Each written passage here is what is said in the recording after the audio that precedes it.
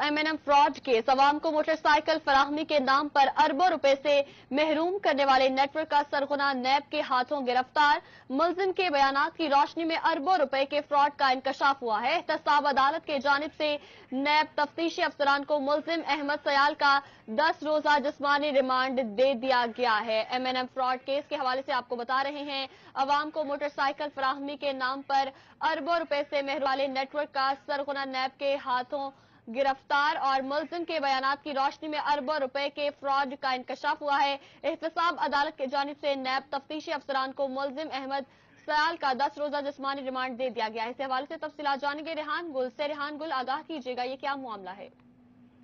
अजीब फैसलाबाद डिवीजन और उससे मुतल्लिका रीजन का ये सबसे बड़ा फ्रॉड अब तक का सामने आया है, जिसमें अब नैब ने भी इंक्वायरी का आगाज कर दिया है। इससे कबल इसकी इंक्वायरी FIA के पास थी, लेकिन बाद में अब नैब को मुंतकिल कर दी गई है। M&M कंपनी का फ्रॉड जो है वो 2017 में सामने आया था, कि जिसमें शहरियों को मोटरसाइकिल का झांसा देकर अरबों रुपए लूटे गए थे।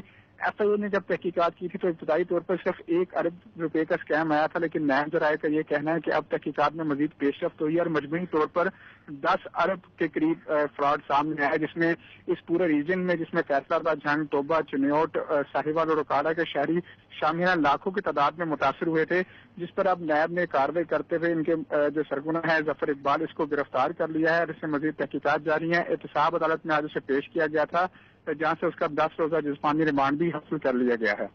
जी, 10 रोजा जिस्मानी रिमांड हासिल कर लिया गया है। बहुत शुक्रिया रेहान गुल, आप हमें तफसीलात से आगाह कर रहे थे।